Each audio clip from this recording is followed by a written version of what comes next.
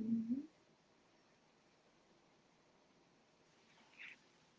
You all It's set, Crystal. Tracy? Yeah, I'm I here. don't see my name. I didn't put my It's name, but there. I I see thought I you. did. But okay, I think okay, good. I just see a black box. we'll be live on LinkedIn. Okay. Hi, Tracy. How are you? Hi, Miss Crystal. I'm great. I am well. I mean, I'm so happy to see you today. Given all things considered, the year we've had, it's really good to just be alive and healthy, right? Yes,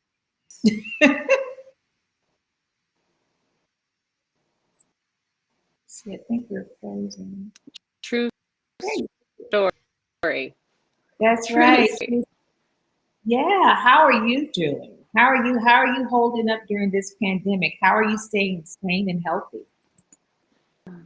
That's a huge and a big question. I think we're all trying to um, maintain and do that, but I can truly tell you the one thing that has gotten me through all of this Hmm. has been prayer, has been meditation, has been time with self, because I've had a few moments, I would say for sure this past year and in the past couple of years, where it's been really heavy, and sometimes you just don't think you're going to make it through, but then Hmm. you're reminded. Last year was a big year. My mom in my heart, passed away, and I just think of her all the time, like giving up wasn't an option. She has Hmm. endured all kinds of things throughout her life, and I just constantly remind myself and those that I love that, okay, it might be tough, it might be heavy, but giving up's not an option. And when we have our faith, we can lift anything. I love that. That is so true. Your mother was probably, she was, well, one, she was one of a kind. Thank you for sharing her with me the few times I had a Thank chance to you. meet her. She was really special. So I'm happy that you are following her path of strength, Yes, but more, absolutely. yeah. And also, Tracy, I have to say this, and her authentic self. What I love and appreciate about you so much, I've never told you this, is you are always the same. You are, I don't care what the room is, where we are, what's happening. Tracy Wilson Mourning is always the same person. And I think that's really special. Well, I thank you for that. I always say that my favorite compliment, I think for some of us, receiving compliments, it's challenging at times, but I can always tell you that my favorite compliment is to be told that I'm consistent, not in Mhm. a everything the same type of way, but in a consistent way of you treat people the same. You love is love, and that doesn't change no matter the situation. Yeah. So thank you for that. Oh, you're welcome. So let's talk about Honey Shine, your heart, your baby, right? What inspired you to Yes. launch Honey Shine? And when did you launch it? Right? So Honey Shine started in we actually started programming and working with girls in 2002. Hmm. And Honey Shine, again, God, my I when God brought me back to South Florida, I would go visit in this amazing woman, Miss Annie Lou Johnson, who used to take care of me. My mom cleaned houses, worked at the gym, and Miss Annie Lou would take care of me while my mom worked. And it was in going back to visit Miss Annie Lou that I would see groups of girls walking around the neighborhood, young girls, some with babies on the hips and house shoes on in the middle of the street and just walking around the block. And Miss Annie Lou and I would just sit there, and I would wonder, which one am I out of that group?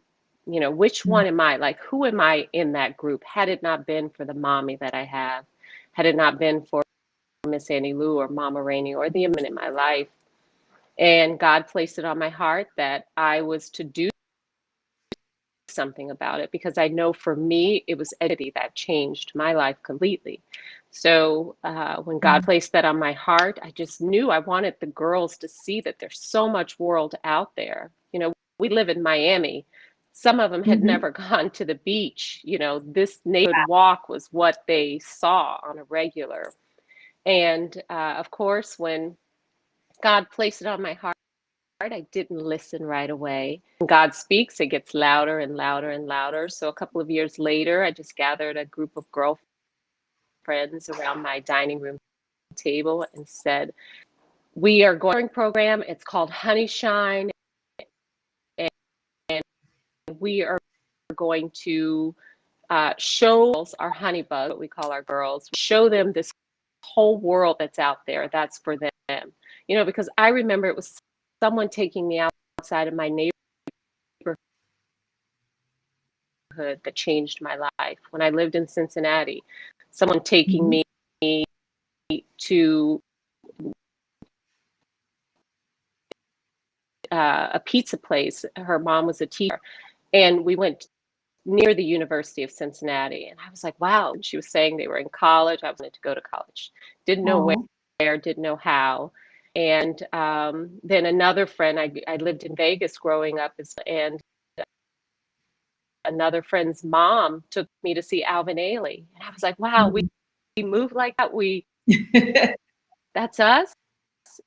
And so I recognized what that did for me, wanting me. It created something in me to want to see more, to know more, to. That's what those girls in my old neighborhood, they needed to see that there was more out there. And so I'm celebrating 20 years now, you know, going on 20 years. It's a long time. And we started to realize that time you get, so we, you know, that carries my name, like a public high school, like that's Little Girl in Goulds. And I tell them, that's Goulds is a neighborhood here in Florida. Tell them that little girl, like, you know what God is calling you to, or where, but you just have to trust and believe and have the courage to try new things and see new things. So, you know, we're summer camp. We do a summer camp for our girls here in South Florida. Several hundred girls on the most beautiful campus in the country. It's a campus, an all-girls school, Sacred Heart School called Carrollton, that's on the water, that young girls pay, parents pay all kinds of money for them to go to this school, and they give us their campus. You know, we're going on, I think, 15 years there.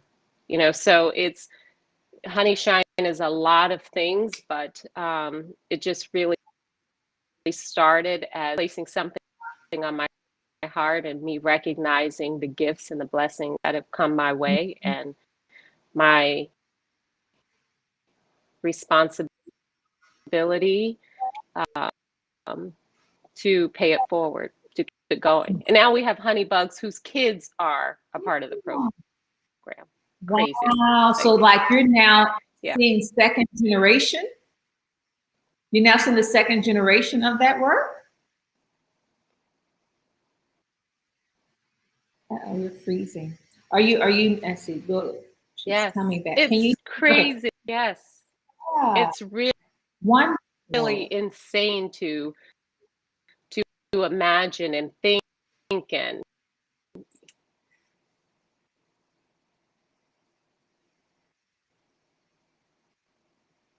so this started really because when you saw young girls, you saw yourself, right? And what I love is you started where you are with what you had, and you started to build from there, right? Can you hear me? Absolutely. The only thing we can do. There you go. Yes, I can hear you. Good. Can you hear? So what? I can hear you. I can hear you. So tell me, I can hear you. I can. So what's been rewarding for you about this journey with Honey Shine? Just one thing. So you start. That's right. Thing. I don't know that there's joking, but I can tell you that I know for summer camp when I first started summer camp, it was a week long. Now it's 6 weeks long.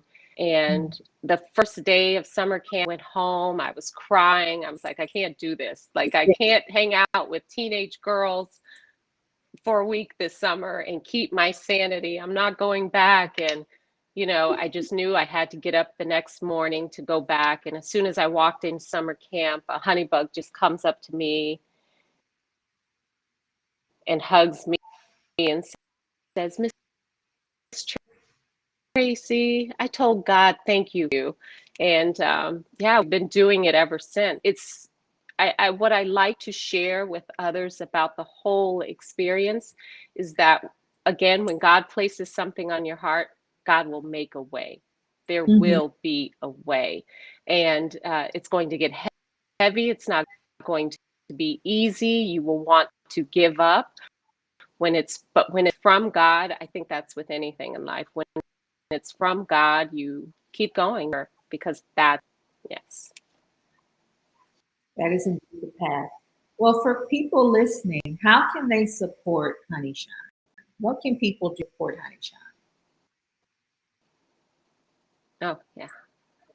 There are finances. We need the funds. You know, we have amazing grant, we have amazing partnerships and many corporations throughout, even because we've done programming throughout the country. And we need financial support. We need your time. You know, a lot of the beginnings of Honey Shine, it was individuals such as yourself, Crystal, that would come out and share your story and share your experience and pour into our honey. And that's what we need more of. They need to see us. They need to see that this is how we operate. This is how we live, because there really is, I believe, and I have felt this way for a long time, there's an attack that's taking place on especially our women of color, you know, on so many different people in so many different ways. But I feel like the women of color, we carry the brunt and the heaviness of a lot in this world. And we pass it off as entertainment, where, you know, on television, we're entertained by the drama, the challenges of women of color. And we want to, you know, have conflict. And just really feel that if our girls see that, no, that's not how we gather. This is how we gather. This is how we come together and uplift and make a change. And so individuals who want to give their time, finances, resources, relationships, we know that's what life is all about, relationships. You can contact me through honeyshine.org or anyone in our organization. You can go to our website to find out more about us. And it really is, I guess you would have to be a part of it to really understand. But even if you just go to our website and you just see the work that we do, and you see our girls, we have girls that come back and work. And, you know, I have moms that send me messages on social media all the time that say, my daughter is graduating from college because of Honey Shine, because of that. And, you know, I know for me, it was someone giving me an opportunity. That's how I ended up at Howard University. You know, that I knew nothing about HBCUs. I knew nothing about it. And it was Bill and Camille Cosby that gave me a scholarship to Howard University. That's how I ended up there. Changed my life forever. And to be able to pay that forward, I'm humbled and I'm grateful for that. Yeah. I love that. I love it so much. You've been blessed, right? Even in the face of challenges, right? There have been people there to sort of guide you and support you. So tell me, when we think about this last week of Women's History Month, you talked about your mom earlier, but who is that woman that has inspired you, and why, Tracy? You know, again, I kind of get emotional thinking about this because I'm so grateful. It's not just one woman. It has been every woman, starting with my mom, of course. My daughter, my greatest teacher. I refer to her as my boss. You know, she's the one that makes me better every day. My girlfriends, my honey bugs, the women that have just been in my life. There's not just one. It is because of the sum of everyone that I can sit before you, shoulders back, heart to God, crown on my head, because they were examples for me, those that I've been able to pick up the phone and call, to those that I watch from afar, that the wherewithal and the part of you that just giving up is not an option. When I tell you, I have been surrounded by amazing women all of my life, from girlfriends, fifth grade, junior high, college. I mean, we're still like, homie, don't you know me? And, it's the women in my life. And I could say that I'm thankful for the men that have come through my life as well, my sons, that I get to, nourish and love. And, but it is the women that have endured through it all. And, I know we're celebrating Women's History Month, but women, we should be celebrated all year long. I agree. Especially women, that endure it all and, celebrate us, lift us up, and if no one does it for you, ladies, lift yourself up, pour into yourself, because at the end of the day, it's hard for us to receive. I'm speaking for myself. I know sometimes it's hard for me to receive, but I've really had to get to a place where I looked at it as pouring into myself and taking time for self, is that I'm being self-full and not selfish. That's right. Because far too often we can think that we're taking too much. We have to do that, because when we're good, we can pour into everyone else. And I'm such a strong believer that you take care of your women, you take care of your girls, you change this world. Yeah. Absolutely. I have a special gift you gave me years ago. I don't even know if you remember giving it to me, but it was a beautiful journal. And I was thinking, Journal. yeah, a beautiful journal, right? And I kept thinking, what am I going to use this for? And I said, I'm going to use this gift as my art journal. Now, I'm not an artist, but part of COVID is teaching me to sort of step out and enjoy life, right? I think sometimes we've been so focused and doing and doing and doing. And now, part of this moment of stillness, it's like perhaps we should really just start being present and, enjoy life more. Tracy, I commend you for your heart of being self-full, because it has allowed you to serve others, right? So, so keep being self-full. We need you to be self-full, right? Thank you. One other question I want to ask you is, Sure. what would you tell your younger Tracy? What would you tell your younger self? It's so interesting you asked that, and I have pictures of me when I was a little girl, like right there. And I think about that a lot too. I would for sure tell me that worrying is a waste of time.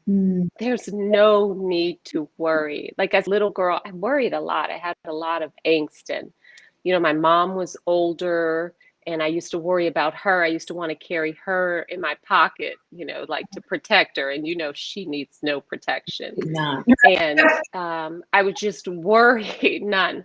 I would just worry about her, but, because she was older than the other moms. And I think about that all the time. She got to enjoy my children. She got to live, an amazing life, 87 years old. She lived on a farm, 13 acres, cut her own grass, horses, animals, till the end, So when I tell you that, I would tell myself, like I would hope that I would get that worrying is a waste of time. And when you truly know your source and from where it comes from, then, there's no need to worry. Yeah. So I think that's one thing I would tell myself. Yeah. Yeah. And drink lots of water. I would have made myself drink more water growing up. Drink lots of water, stay hydrated, and don't worry as much. Well, do you have anything in closing that you'd like to share? No, I would like to say thank you to you.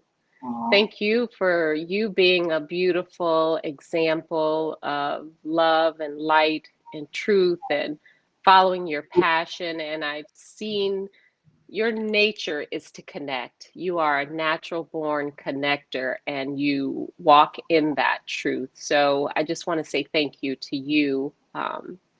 Yeah, for having the courage to do that, because you are what I need to see. You are what our honey bugs, our girls need to see. And I just say thank you to you. Oh, you are so welcome. Well, thank you for always making time and sharing your gifts. I Yes, so always. appreciate you. Well, hopefully we will see. We will be together soon. I'm looking forward to that. Yes, And until then, yes, me too. we'll continue to lift you and the work of the honey bugs up. And I encourage people Hey, to head thank to your you. website. It's www.honeyshine.org. Tracy, is that the best way to reach .org. you? Okay. Yes, that is. Yes. And Is Tracy at there any Honey Shining. Yes. Tracy at Honey Shine? You said ink? Ink. Ink. Mm-hmm. So is there anything coming up or new you want to share with us?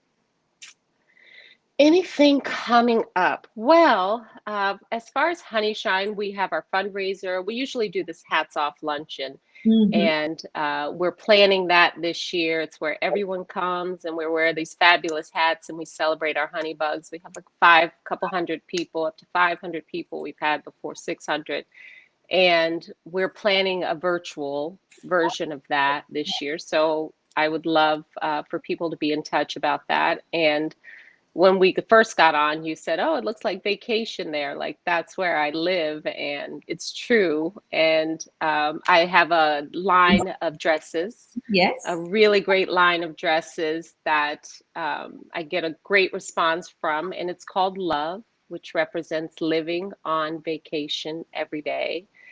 So that's what I'm working on and passionate about as well. And yeah, just wherever the universe takes me, I'm open to receiving. And I know this is just the beginning for everyone, you know, and as challenging as this past, however long at this point has been, um, I'm grateful for that. I'm grateful for that time, for that quiet, for that space, for that chaos, for all of that, because I know that's just simply preparation for all of us to continue this journey at an elevated level of understanding in so many ways. So, yeah, I guess that's it for me, Crystal. Well, wonderful. Thank you. And hugs and kisses. And hopefully we'll Yes, thank get you. together soon. I appreciate you and adore you, Tracy. Thank you so much. Mutual. It's mutual. Thank you, Miss Crystal. Big kiss. Bye All right, bye. bye. Wow, Honeyshine. So head over to www.honeyshine.org to learn more about the amazing work that Tracy has been leading and the way she's been serving. And she said a few things that I think stood out, at least for me, is the importance of being empathetic. And in a world that is just fraught with turmoil and confusion, it's so great to have people that are living out empathetic leadership. And so next up, we will have in a few minutes Miss Aisha. So if you need to step away and hop right back, we will be right back. And you'll get to hear from Miss Aisha Nyandoro and about the amazing work she's doing in building in Mississippi. Thank you. See you in a few minutes.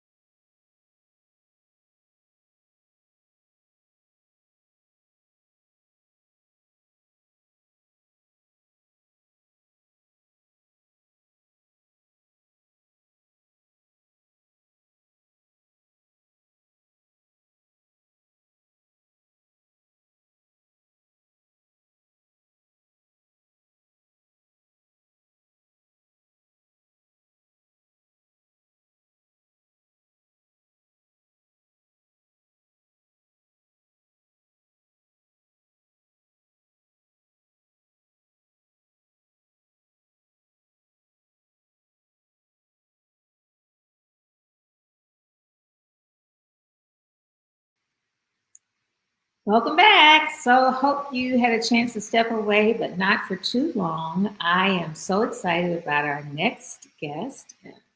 Amy, her work actually needs no introduction. You're so funny. I absolutely adore her, and I love that painting in the back that looks like what multiple generations of women. It is. It's my mom and my maternal and paternal grandmother. So, yeah. Oh, wonderful, wonderful. How are you staying sane and healthy during this moment? I mean, Oh, I know our offline answer, right?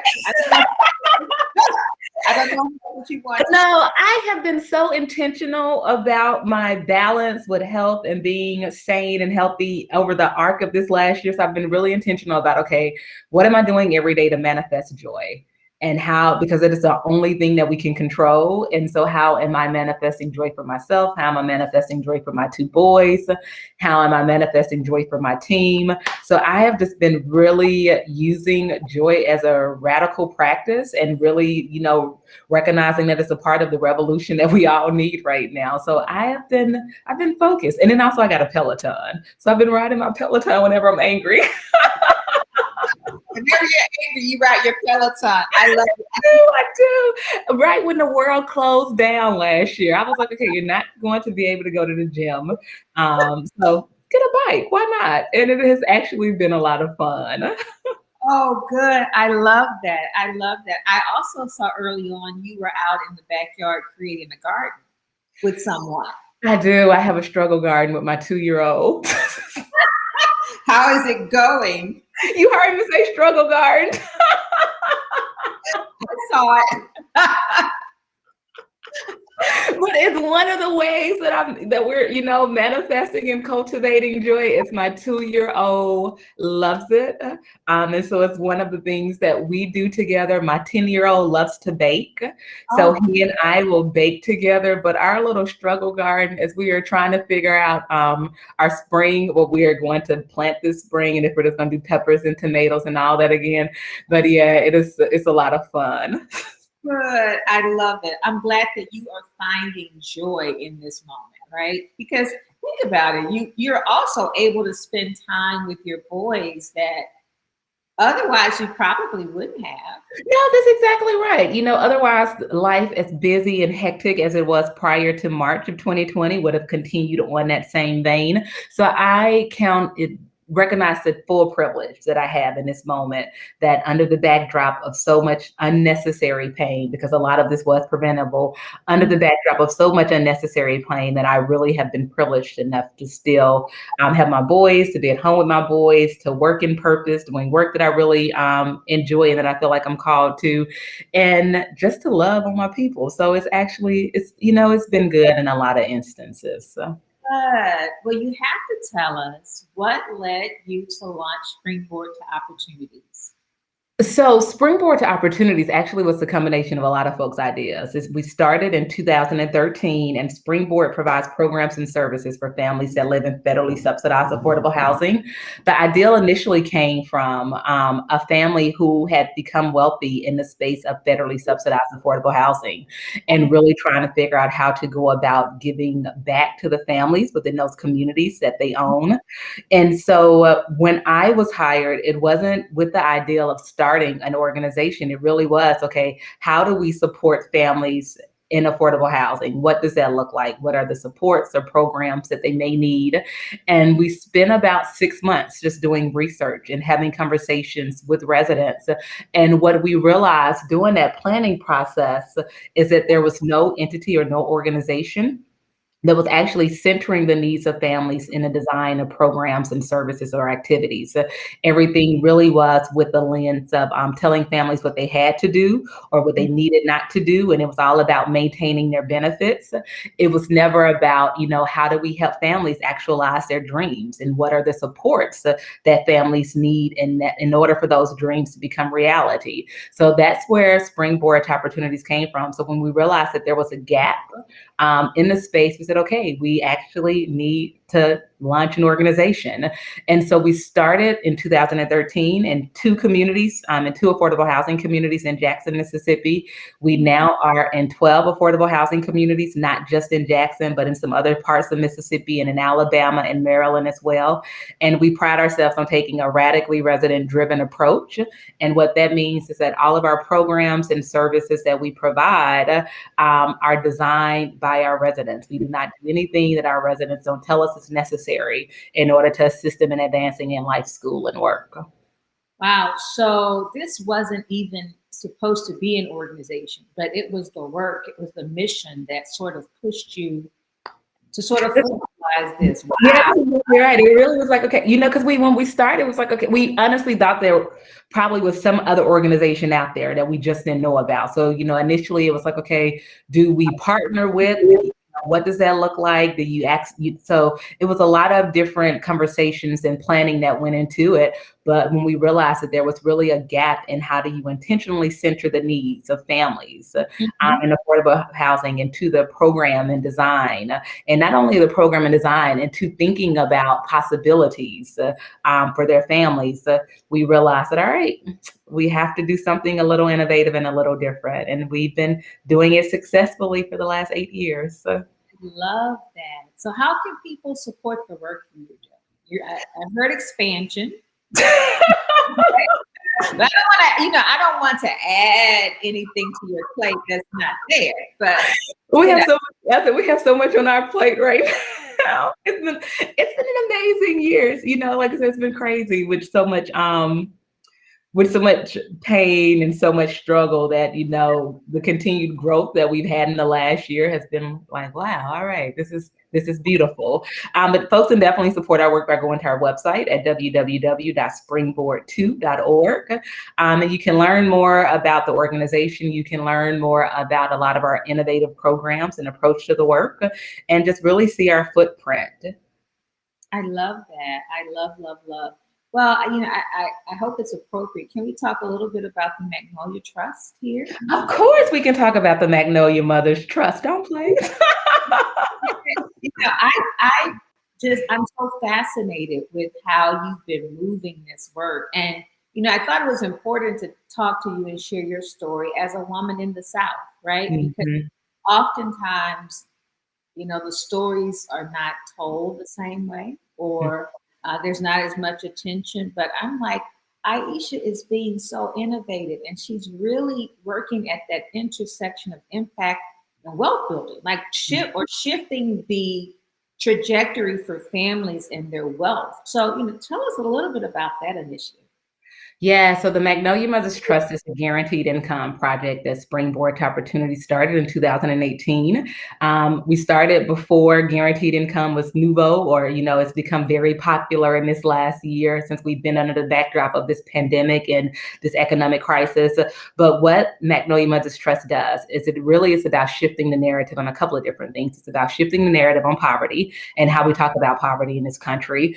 It's about centering the narrative on women, specifically Black low-income women, and really recognizing that individuals are allowed dignity and can be trusted with resources. We don't have to have a social safety net that is punitive and penalizes individuals, and one that also absolves individuals of having dignity. And then also the Magnolia Mothers Trust was about how do we go about changing our policies as it relates to our social safety net, and having a social safety net that really actually does allow families the opportunity to move out of poverty. And so it provides $1,000 a month for 12 months, no strings attached, to extremely low income Black mothers that live in federally subsidized affordable housing. And I think all of that's important to talk about because, when we talk about wealth, when we're having conversations about wealth, so much of the wealth inequity exists because of the systems that we have intentionally designed. In Mississippi, Black women make 61% of what white men make. That is a systematic failing. That's not a personal failing that individuals have. In Mississippi, our federal minimum wage is still $7.25 an hour. We know that a lot of individuals Mississippi is still a service industry. So we know we have folks who are now considered essential workers, but those individuals are still not making a living wage. There's nowhere in this country that you can support your family at $7.25 an hour. And so, for us, it really was about how do we go about centering the needs of families into the conversation about equity? How do we go about having conversations about what equitable policies would look like? And how do we really go about taking a racial and gender justice lens to wealth and equity within our country? And so that's really what we've been doing for the last few years and doing this work. We launched the work in 2018. We had 20 women that we provided the guaranteed income for. We had our second class in March of 2020, right prior to the pandemic and all the devastation that it would have. That class had 110 women that we provide. I know, girl, I know, God is so good. 110 women that received the guaranteed income over the course of the pandemic. So we're talking about families that make less than $12,000 annually, receiving $12,000, total during the entire year when we were having so much devastation happening. And we'll have our third cohort that we're launching next month, and at least 100 women will be receiving a guaranteed income. But for us, it's also about taking a 2-generation approach to the work. And so we couple our guaranteed income with children's savings accounts. And so we've done. Say that. I mean, you hit it. Yeah, no, we're down here doing the business. So we couple it with children's savings accounts, and we've always done that. It's always been a nominal amount that we've been able to seed in those accounts. But this year, every kid of every mom involved will receive $1,000 in a children's savings account towards their future. And children's savings accounts for us are powerful vehicles because the data shows that low-income kids, if they have as little as $500 in an account designated for their education, they're 4 times more likely to not only go to school, but to be successful in college. And so we are building opportunities for our moms right now, recognizing them and recognizing their humanity and saying, you know what, you're entitled to dream. Dreams are not something that are just allowed for our upper class or our middle class within this country to have. And we're also saying that we believe in your kids' futures as well. So we're going to invest in your babies. So. I love that. I mean, you are taking care of mothers and their children, right? And that's because I think oftentimes the mothers are left behind. In some ways, people will focus on the child and not focus on the mom, or focus on the mom and not focus on the fact that she has children. So I think I love the fact that you are taking a multi-generational approach, but I also like the fact that you share with people, there are people still making $7.25 in this country, and they are having to provide for themselves and their families. Also, and when you think about the COVID moment, I have to say, you think about the COVID moment and you think about that's what they're earning, but people have had costs associated with burial of family members, right? The costs associated with being sick. And I think the impact of COVID on people that were already vulnerable, right, has been devastating. And so I commend you for being able to continue advancing your work even in this climate, because it's so necessary. So kudos. Thank you so much, Crystal. Really, how can people help you? Right? Okay. Of course, we know investing. Yeah. No, I think it's a couple of different ways. There are a lot of conversations right now as it relates to guaranteed income, and what guaranteed income is. Just to help put a frame on it, guaranteed income is cash without restrictions for a term limit. A lot of people sometimes use universal basic income and guaranteed income interchangeably. They're not the same. Universal basic income is universality. Everybody gets a check.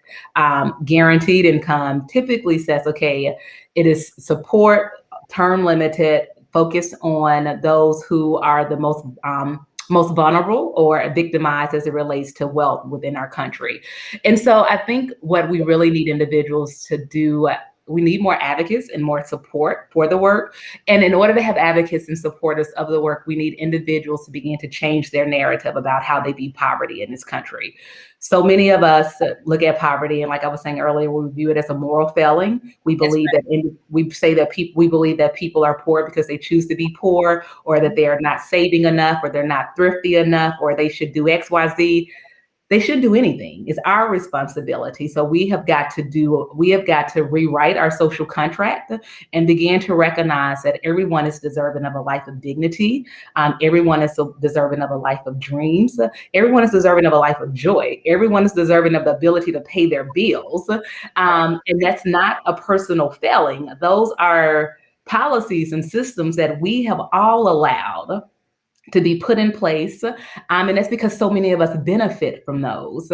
And so when I think about what it is that we need, and when folks always ask me, what's the hardest part about doing your work? The hardest part for me in doing this work is the negative perception that we have about Black women and poor people in this country. So I need individuals, to be advocates and really do the work necessary to change their own mindsets and their values and their beliefs, and their understanding about poverty, and really understand it's not a moral failing. It is a systematic policy failing, and we can write new policies and systems. I love that. So it's the comprehensive, full circle approach, right, to this. As we celebrate Women's History Month, right? What woman has inspired you the most, Aisha, and why? I know those three beauties in the back. I have so many. I have a lot of women who have inspired me. I always talk about my maternal grandmother, Dr. Elsie Dorsey, who was a veteran of the Civil Rights Movement. And she really was the one in which I learned the social responsibility that we have, and that you are blessed to be a blessing. And that really was because of the life that she modeled for not only our family, but to the others in which she worked with. And then, my paternal grandmother is still a faith part of so much of our family. And my mom, and just raising me right, I think. That's get it right. Maybe you were such a handful, you needed all. But also, I'm so inspired, in current day to day with the work. I'm so inspired by the moms that I get to work with Springboard to Opportunities, and the moms that we get to work with the Magnolia Trust. They're some of the funniest women that I know, and they are women who life has been in a lot of instances really hard, but they still show up with humor and grace, and love. And so they inspire me a lot just because I see them, and I recognize that by the grace of God, there go I. And so they inspire me as well to really figure out what is the small piece of the small responsibility that I have in order to ensure that we are creating a more equitable system that we can all benefit from. I love it. I mean, all week, I've been talking about it, using this word empathy, and think about the current world we live in and all that's wrong. Part of fixing this is being empathetic.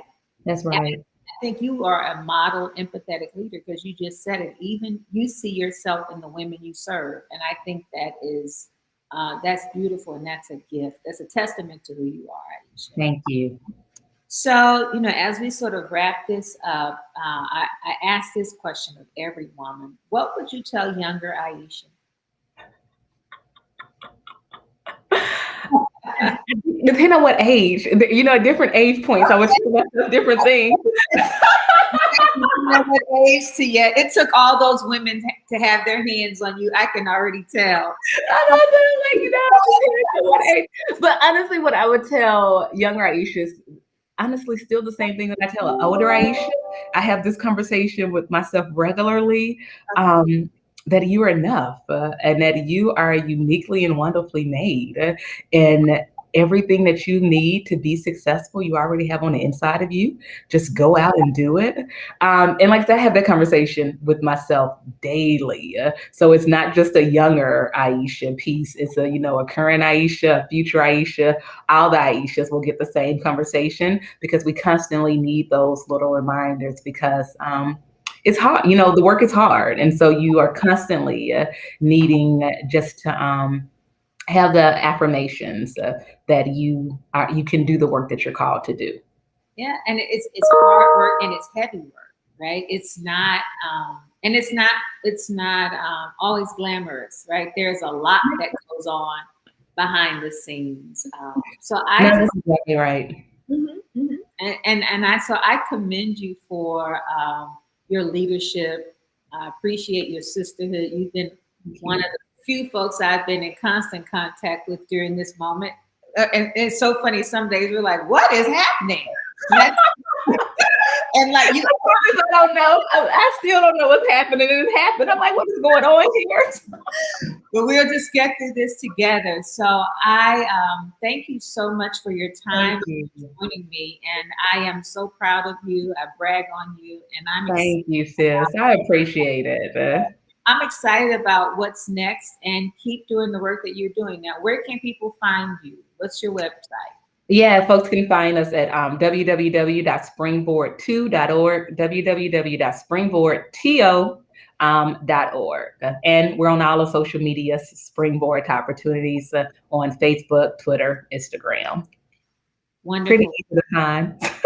Good. Well, thank you for taking up such an important cause, eradicating poverty, but also tackling it by 2 generations. Love you. Appreciate you. Thank you. I appreciate you, friend. You be safe. Okay, same to you. Hope to see you soon. Yes. All right. Okay. Thank you for joining us today for the first day of Women in Impact. Tracy and Aisha are really redefining what it means to be a woman committed to impact. You know, both of them could spend their lives doing lots of other things, but I am so grateful that they have decided that the work of impact and service requires their full gifting and their full attention.